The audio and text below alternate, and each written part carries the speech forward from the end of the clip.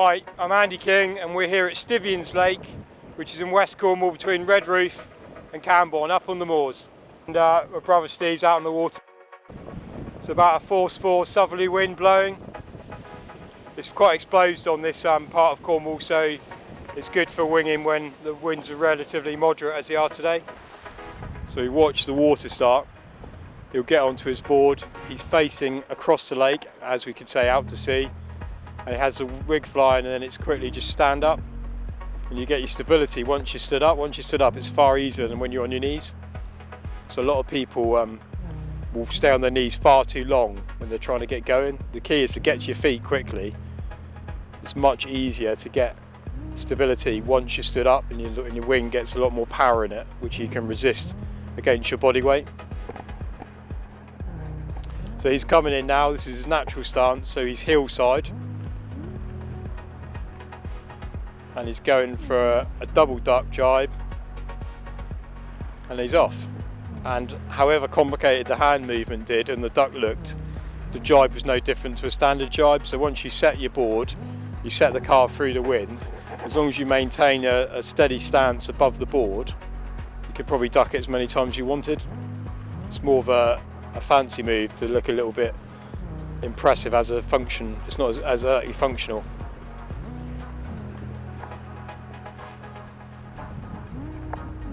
So he's setting up here for a carbon 360, sets the rail, back winds, and then he's carving the last part into the wind quite quickly to maintain flight on the foil. And his rig was upside down, so he's had to rotate the rig round to the right side, and it's now filling with wind. He does a bit of a different start to some. He stands with knees parallel together, facing forward. A bit kinder on your knees and standing across the board. You can see the pumping action. It's a combined action of rolling the rig and pumping his feet to get the power in the rig and get the board speed, and then to fly the foil you need to do a subtle pump with the foil after you have the right board speed. If not, you'll get an early lift which won't be sustained. So now he's going to more than likely look for that a quick, what we call a helicopter with the wing, where he pumps it above his head to allow him to foot change, which he didn't do because he didn't foot change, he just went into a fakey tack. But now he's coming across the lake and he's in his natural stance, he's natural footed, so this is his primary stance which he prefers. I'm going to have to tell him what to do. He's setting up for a double duck jibe, so you do a double spin of the rig. It looks more difficult than it is, because once you've set the board into the downwind jibe, if you stay relatively upright, the board will just carve round. So what you do with the rig's a little bit irrelevant, which is why on a wing jibe there's a lot of variations you can do. So again, I think he's going to set up for a downwind. This is going to be a carving 360. And he's pretty proficient at backwinding, so he's quite happy to stay in that position as he carves around. And again, this is where he's backwinded, and he's going to travel across the lake now backwinded. And again, he's not panicking, he's just staying, keeping the foil nice and settled. And the fact he's backwinded, the foil doesn't know that. As long as he's got drive that's giving him momentum to carry on forwards, the foil will keep flying. That's the secret with foiling. The foil has no idea which direction it's pointing, whether it's into the wind, downwind. As long as it has momentum, it will keep foiling, which is why downwind suppers or prone, you can prone downwind. As long as there's momentum from the wave, the foil will maintain lift. With winging, because there's not going to be much momentum in this very slight wind chop across this lake, you have to create that momentum, but you can do that backwinded.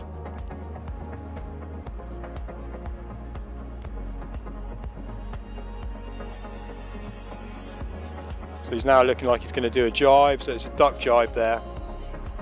And again, it's no different to a normal jibe, it just, a duck jibe can be done in slightly less wind because the rig rotation is actually a little bit quicker to put the power on.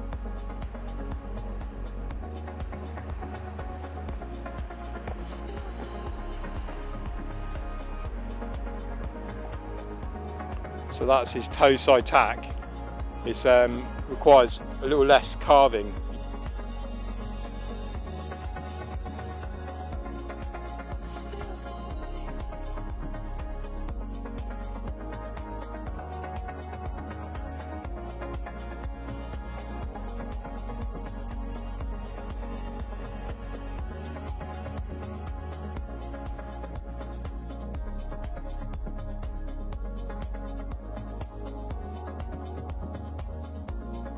Steve's now looking for a gust. He's waiting. I believe he's on a 5-1 Ensis spin and 80 litre apple slice board, riding a gong foil, which is XL fluid.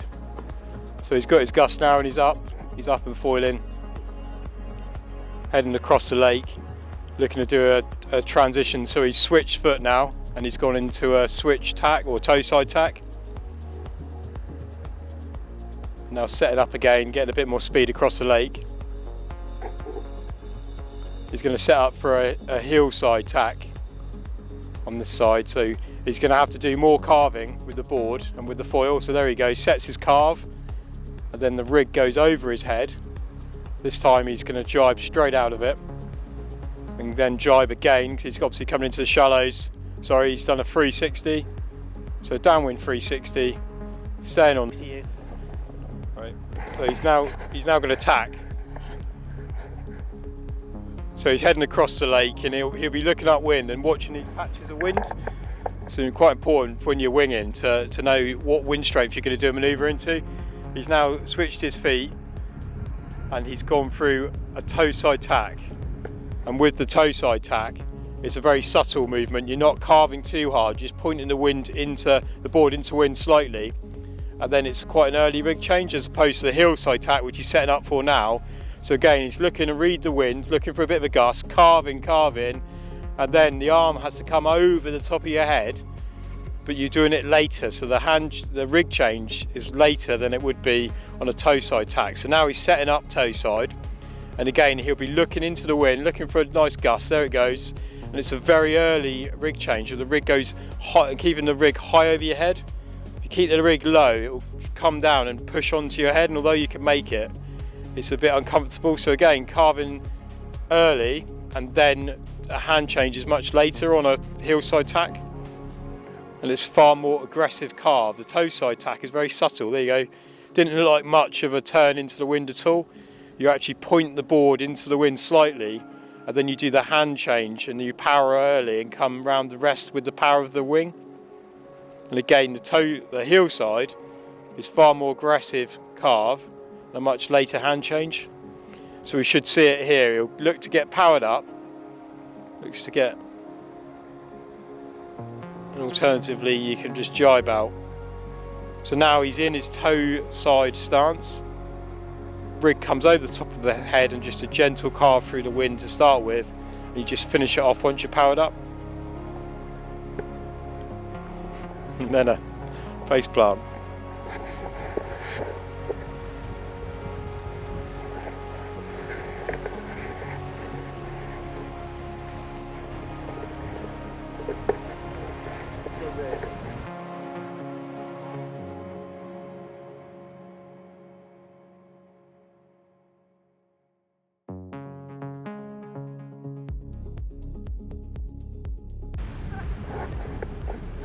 So you set up toe side, rig comes over your head, and then you can just bank the board round to finish off the turn, and you've got the power early. So toe side tacks, the earlier you can get your hands switched to the other side of the wing, you can just drive out with more power. Hillside, it's a later rig change, and you're more prone to dropping off the foil like that.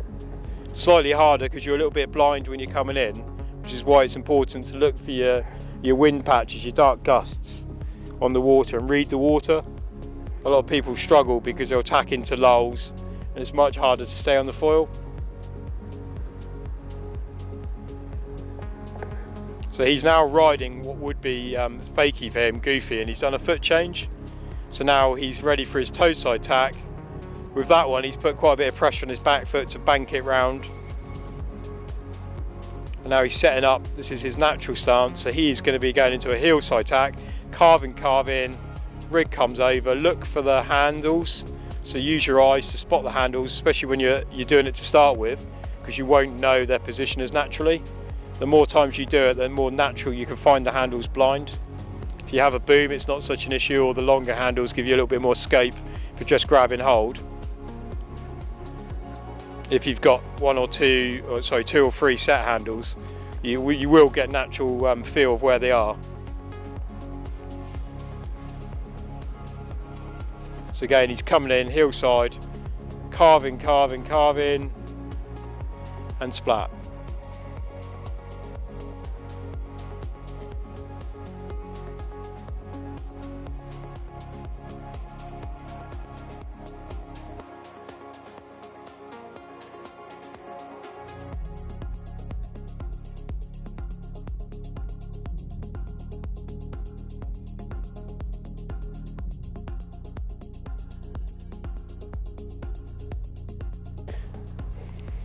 So he's heading out to sea. He's going to do a nice little toe side tack there, and he's setting up. He's looking to jibe. You don't need a lot of wind to jibe, but it's quite nice. Once you're proficient at it, getting a good gust means you can bank the board through that turn and just relax and keep that. Once you've put pressure on and you've set a turn, just keep that set. You don't want to be altering your angle of attack, because that's when the foil will sometimes cavitate. And again, on the when he's toe side jibe, you're actually jibing onto your heels, so it's more of a surf turn, less power in the wing itself, and it's more turning the board. Whereas when you're toes heel side like that, you can use your toes as you would if you're a windsurfer and really bank the board over. So here you'll see he'll jibe from his toes and carve onto his heels. So use more of a heel carve action as you come out, and you'll be more subtle with your wing power. You kind of open the wing, keep it quite high, and he tacks instead.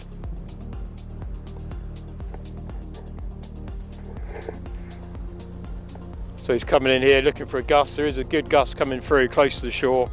A good tip for learning to jibe is don't do it too close to the shore, because it puts too much pressure on you. Just do it when you've got nice deep water and plenty of time. That's a sort of slightly different jibe there, where you can lay the rig down and then flip it over your head. I think it might be called a Heineken jibe, kind of race jibe. It's a bit more faster.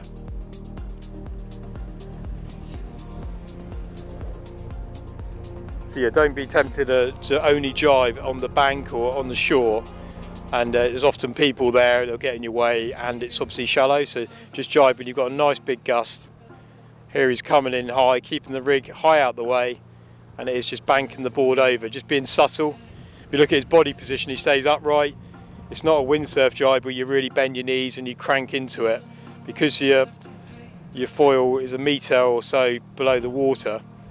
You need to stay in line with it. If you bank over at the top, your foil can't bend like you can, so it doesn't work like that. You need to stay quite upright and just lean that foil over as opposed to your body. You see he's in line with his foil the whole way round. That keeps it settled the whole way through the turn.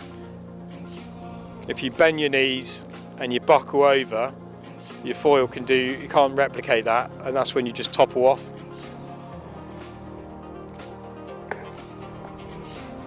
And again, when he's coming in, if you try and fly quite high on the mast, it gives you a lot of time. If you're quite low, you've been gone in relatively low to that. So you can see if he makes a little mistake, he gets a touchdown there.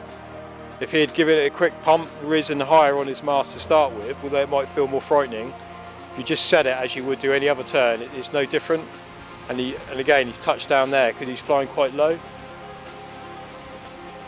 So a quick pump and you can rise up on your foil before you go into your transition. It'll give you an extra bit of time.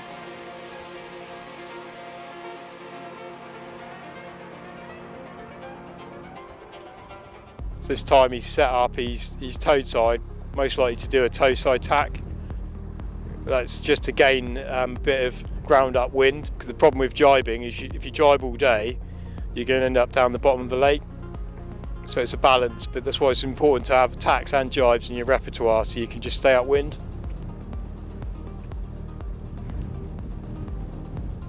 So it's just a late duck jibe there, just to come out. very quick. When you duck jibe, it rotates right round into your hands and you're powered up straight away. So a lot of times with jibing with wing, and if you do a normal standard jibe, it takes quite a little while to get the power on. So you sort of the end section of the jibe is a little bit dull, waiting for the power to come back on. So there's some alternatives with the Heineken jibe and the duck jibe where you get the power on a lot quicker. So if you look now, he's waiting, he's actually waiting to about now for the wing to really fill with power. So this time he's setting up that toe side tack, comes around, puts that power on quite early to keep it flying on keep the foil flying. And now it looks like he's hacking up wind, looking for a late, quite a tight carve jibe, and he's going for that very late duck of sorts. It's almost into a backwind 360 and he just sort of ducked out. The big gust coming across the lake now. So again, it's the toe side tack. Whoop, straight into a jibe, whether that was intentional or just a sneaky way to avoid a crash, because he came out very tight from that jibe. Sorry, from that tack. Now again, toe side tack, snapped out of it quite quickly, and now it looks like he's going to set up and look for a big gust coming across the water, and he'll be making sure his feet are nicely centered. I know he's going for a switch, so he's going for what will be a fakie jibe for him, because he's normally natural foot. Now he's in a goofy position and he goes round, and that's quite difficult to do a fakie jibe because it's not the natural leading foot, but it's worth being proficient at jibing or turning on all four corners.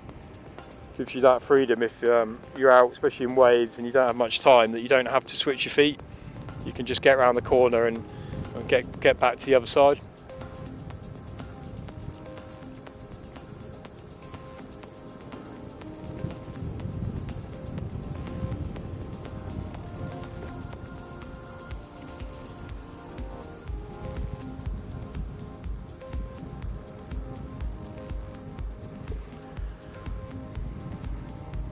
So again, he's heading in, he's looking for what kind of wind he's going to have. There is a gust coming, so he's seen that dark patch now, and he's setting up that carve and a very late duck jibe.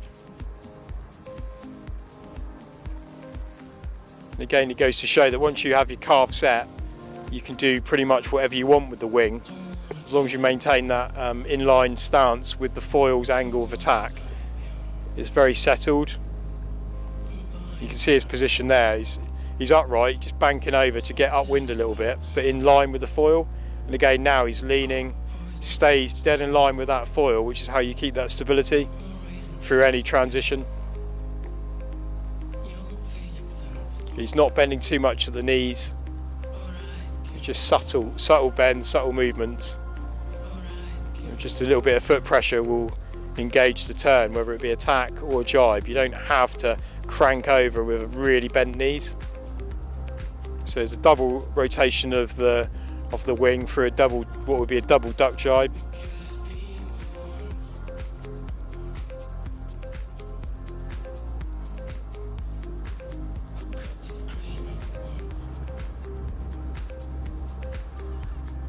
And that just sort of demonstrates how quickly you can jibe. He just did his toe side tack and then just steered kept the foil carving, and then directly through the wind and a quick hand change, and you're there.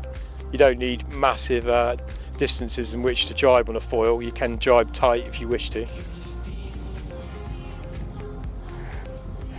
And again, he looks upwind, he sees quite a good gust coming in here, so he can get some power, and there you can set the rig for a backwind. So he's carved round, now he's staying backwind, and again the foil can be driven with a backwind position on the wing. So all he needs to do is keep enough momentum to keep him up on the foil, and then once he's ready, he'll just tack out of that backwinded stance.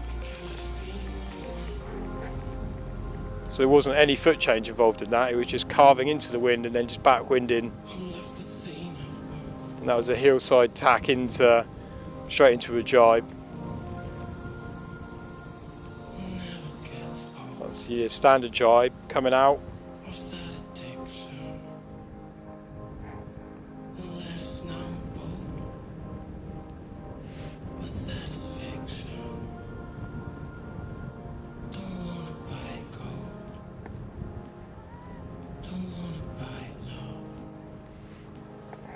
'Cause now it's all so. It's never enough. It's never enough. If you've enjoyed this video, please subscribe to my YouTube channel.